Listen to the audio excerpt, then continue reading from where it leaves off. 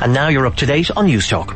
Thank you very much, Eamon. Text here from Annette. Thank you for having Senator Mary-Louise O'Donnell on the show. I could listen to her forever. And that wonderful description of the Dart makes me want to go on the Dart. I've never been on it.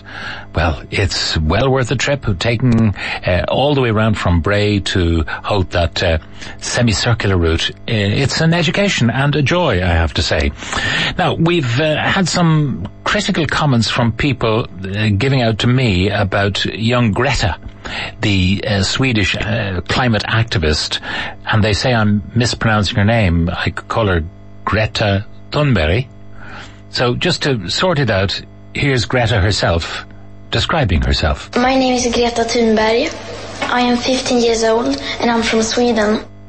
Okay, so in spite of what some of my colleagues say, and indeed people all over the country are saying and on news bulletins and so on, that's not how you say her name. This is how you say her name. My name is Greta Thunberg.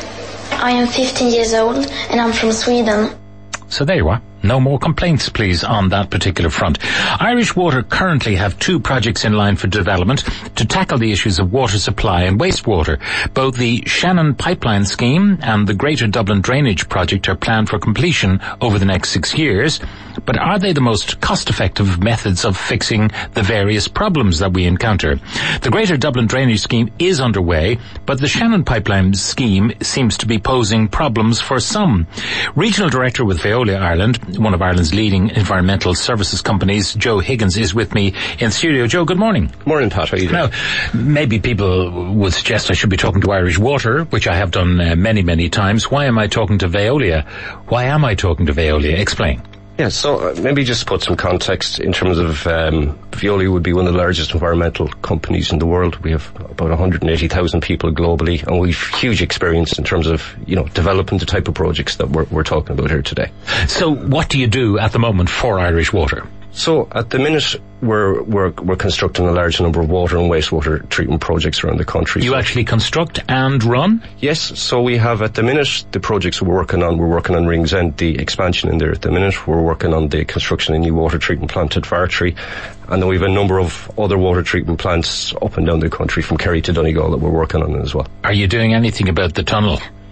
No, our contract isn't the tunnel part, it's simply the... Yeah, but is something happening on the tunnel? Because that's a huge vulnerability for Dublin City. It's a massive vulnerability, but that's a parallel contract, so that's under control at the minute as well. We're working on we're working on the complicated part.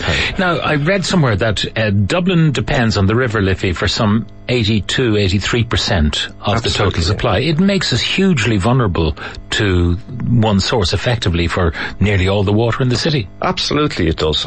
If you look at it, if you look at the World Economic Forum, what they've kind of said, that water scarcity is one of the biggest risks that we have globally coming down the track.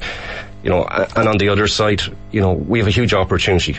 Water, Ireland has huge quantities of water available to us, and it's simply a matter of, we need to kind of balance the water supply and demand between catchments. So, well, perhaps I read too many thrillers, but this idea that there's somebody at the head of the river with a vial of toxicity which they pour into the River Liffey, and we all I think simply drink the water, or we die. No, I think simply, if you look at it in terms of population projections, by 2050 there will be another 2 million people.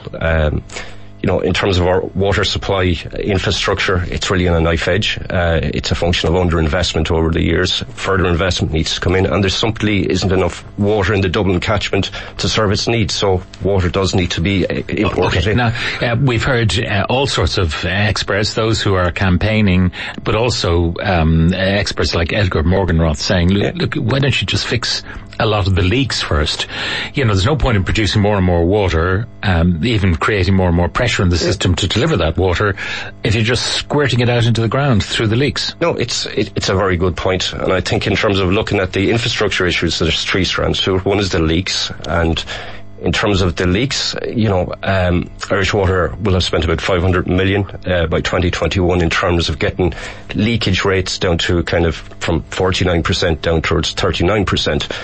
and to just... But the aim would be, like in many of the UK supply systems, 20%. 20%. Like there's always leakage. Because there are always burst pipes and old mains that have to be replaced in time.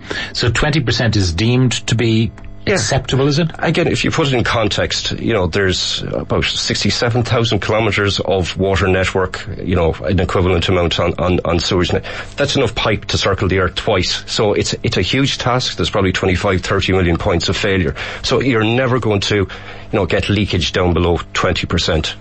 It's so that would be an international norm, would it be? Yes, absolutely, 20%. Okay, but we're up at almost 50%, So I think at the minute we're down at about 42, 43% by 2021, kind of towards the mid-30s to high 30s. But another decade, presumably, before we hit. It's a lot of work. And also in terms of investment, you reach a point of diminishing returns that, you sink so much money in and you're not really getting a return on investment. So the other thing is the tolerance of the population to disruption. I mean, it's all very well if you disrupt a road for 3 months, say a country road, and reduce to single lane with fellas with green and red flags or whatever systems to manage the traffic. If you told Dublin City Centre, for example, that all the roads in the centre are going to be ripped up, not even suitable for bicycles, never mind cars or buses, it would not be acceptable. No, absolutely it wouldn't. And again, it's, I think water is like something that's invisible. People don't value it until it's gone. So, There will be suggestions from people, why not just take out these mains and, sleeve them from within with plastic piping and do it that way? A bit like putting in a stent, the same kind of technology that you use for your heart. Yeah, it's firstly I would say financially it's not really viable, but what we keep forgetting about, Ireland is growing. By 2050, the population is projected to grow by about 2 million. We want more investment to come in. Water, industry is very water hungry, so we need more water. It's not simply a function of just fixing what we have. Okay, now let's talk about the scheme that is underway at the moment. That is the Greater Dublin Drainage Scheme. What is that doing? So the intent of the project is to take water from Parching Basin, and convey it to Dublin. But again, I think an important part of the strategy of that particular project is it's not just Dublin centric. It's a pipeline that's going to serve the eastern seaboard, but also the Midlands. This is the Shannon pipeline scheme. Yes, absolutely. I was going to talk to you about the Dublin drainage project first, but while you're on the Shannon, let's talk about it. The prophets of doom are saying it'll drain the Shannon. The Shannon will be dry in the summer months. If we have a summer like last year, you'll be able to wade across in your wellies. It'll be so shallow. The fish will suffer. Recreational boating will suffer. All of that. What do you say to those prophets of doom? So, again, looking at the quantum that's proposed to be extracted, it's about 300 million litres per day. It sounds like a lot of water, but... 300 million litres a day. What typically passes into Limerick from the Shannon every day? It's even less than a percentage of that, Pat. And maybe to put it in... No, I'm just wondering, what, if you're taking 300 million gallons a day, what percentage of the flow of the day does that represent? It's certainly less than 1%. Less than 1%. Less than 1%. And to put in context, on the Shannon, we built and operate a water treatment plant down there that extracts 80 million litres per day out of the Shannon and serves the Limerick area. So it's simply slightly bigger than that, if you like, but again, it has no effect on the River Shannon. Okay, so there was a change though in the plan. It was to come out of Lough Derg, wasn't it? And yes. They moved it to Partine to avoid those very problems that people have mentioned. Absolutely. So it's really extracting water from a point before the power station. Again, it's to limit any effect on the upstream sections. Yeah. Would the ESB have to maybe stop generating power if Dublin was taking so much of the water? And, hydro generation is what we all want. Absolutely. Because it's eco-friendly and sustainable and all the rest. Yeah, it will draw some, but again, the numbers suggest that it's not significant. But if you look at the other alternative in terms of a reverse osmosis, which was the second preferred solution, that's a very energy intensive process. Again, last summer I looked at an RO plant in Sydney that serves the city of Sydney. Very complicated, very expensive, and again, this is what, effectively desalination? Absolutely, desalination. So you use these osmotic membranes. Absolutely. And you force the water through, leaving all the salt on one side and pure water on the other side. Absolutely. But you need pressure, presumably, to do that. And also you have to, people forget about reverse osmosis. You have to take the water from the sea, you have to treat it to a standard that's above normal drinking water. Huge pressure to drive it through these membranes to take out salt. About 40% of the water has to be rejected back into the sea. And it's, and then you have to condition and treat the water afterwards. It's very complicated. It's very expensive. We've built these plants all over the world, but where there's no fresh water. Now, the Shannon pipeline has been costed at about 1.3 billion. Yes. Is that doable? Because everything we do in this country seems to cost more than it was initially touted to do. So, again, clearly a very important point on this is budget and get the budgets right, because otherwise it jeopardizes the projects. In terms of the treatment plant is estimated about 300 million. By my own estimates, based on jobs we've done, that seems the appropriate amount of money, and the billion on the pipeline seems about right. But again, these are that because of existing costs on gas pipelines that we kind of know what buying land from farmers or renting it for the period of construction and so on, and leasing permanent access in case the pipe fractures? Absolutely. And again, there's a lot of experience there from the gas network sides, and in terms of the treatment plant, there's been similar projects executed. Where would that water be delivered to, and would it serve other towns along the way? Absolutely. So again, going back in it, I think there's too much focus on it being Dublin-centric, so it's going to go from Parchin Bay all the way to Dublin, and it's going to go through the Midlands between, let's say, Tullamore and Portlaoise. So it's going to serve a huge artery of the country. And I would suggest that in doing this project, it will allow some decentralisation of manufacturing facilities to position themselves along that pipeline. 300 million litres a day is what you're saying. What does Dublin currently consume? I would suggest it's about 800. I don't have the exact number. Okay, so it's not even supplying all of Dublin. It is backing up the River Liffey. Yes, absolutely. So if the River Liffey is providing 800 million litres a day, well, say 83% of that, so we're talking about 700 million litres, it suggests that the River Liffey should be dry as a bone. Yes, absolutely. If the prophets of doom on the Shannon scheme were to be believed, the River Liffey should be arid upstream. Proportionally, absolutely, Pat. So again, we're not looking at a huge quantum. And the project we're on about, if you look in the States, look at cities like Las Vegas, they import from different catchments. This one here on the text, sending water from the Shannon to leak out of pipes in Dublin, the notion that this will not affect the Shannon is wishful thinking. Again, going back on the point you were talking about, Pat, it's a small proportion of the water that flows through the Shannon. I had this humorous proposal that I put to everyone. The way they're always talking about the flooding in the Shannon and how homes would have to be abandoned. If you had this pipeline, you just tell everyone in Dublin, turn on your taps and keep the people in the Shannon Basin dry. Yeah, unfortunately, it's not enough, but 80% of the earth is covered in water, and your guest is saying there is going to be a water scarcity. Why not just tell Paddy Irishman jokes for your entire show? No, I mean, if you look at the proportions of water, most of it is actually caught up in salt water. Salt water is very expensive to treat. Actually, on top of that, the highest proportion of fresh water is actually in glaciers. The quantum of fresh water in terms of in rivers, streams and our groundwater, and that's where we have to find our drinking water, or else we've got to treat expensively salt water. Yep. Now, the Greater Dublin Drainage Scheme, what is that? So again, looking into the future, if you look at 2050, the amount of wastewater we're going to generate in Dublin is going to increase by about 50%. At the minute, we rely heavily on Rings End, which is, again, going to be at capacity despite the upgrades that are planned in there. So it's a proposed new wastewater treatment plant. The location is in Clonshaw.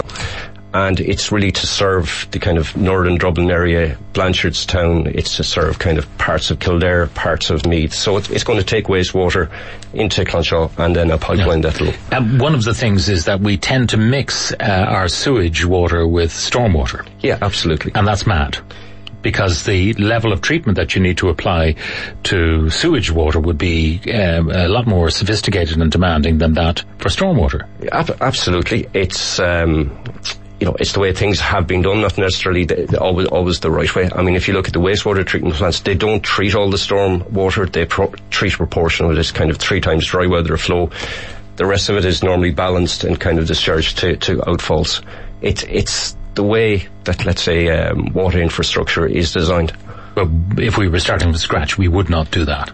combined systems aren't great. There's alternatives, but again, our infrastructure is in there. At this stage, it's kind of too late to roll back and do it differently. When you mentioned that things are on a knife edge, particularly in the capital, because the capital is probably growing faster than anywhere else, how close to, water shortages, the taps going off, overflows of sewage being dumped into the sea, which is unacceptable to everybody. How close to that are we all the time? Yeah, we're very close. As I understand, the numbers is in terms of the available, the supply versus demand. There's probably a 2% buffer at the minute, Pat, on the water side of it. Clearly, if you go into inclement weather and droughts and so forth, you erode that margin of confidence. So we're really on a knife edge. We really need to get going in terms of investment and getting further water into our system. Now, Irish Water clearly is dependent on the government for its funding. Absolutely, yeah. So are you finding that projects are being held up because of lack of funding? Things that are vitally needed now that should be going ahead but are not? No, again, Irish Water, in my opinion, are doing a very good job. They have a tight budget, they have limited funds, and they are spending the funds that are available to them in areas where they can have most impact. So they are getting through their budget, and again, they're extracting value for money out of the supply chain as well. Okay. The final question, going back to the Shannon, where would the plant be? Or will there be several plants along the way? So there will be one plant that will be located close to Parching. The extraction point. Yeah, the extraction point. Again, in terms of the scale of the plant, it'll be about 330 million litres per day. It's not and is there any other plant along the route, or is that it just pumping stations along the way? Or yeah, so the intent is to extract, pump onto the treatment plant site, and then pump to a break point tank, and then for it to gravitate and. So the storage point will be elevated. Absolutely. Do we know where that is, or is that still to be planned? I think it's still to be planned, but it's got to be in the hills. It's got to be somewhere up. Yeah, absolutely. I think it's about a third of the way along the route, Pat. And then you use gravity to push the water the rest of the way to the capital. So there's energy involved, but again, the amount of energy that's required is far less than you would look at if you had to have a desalination plant.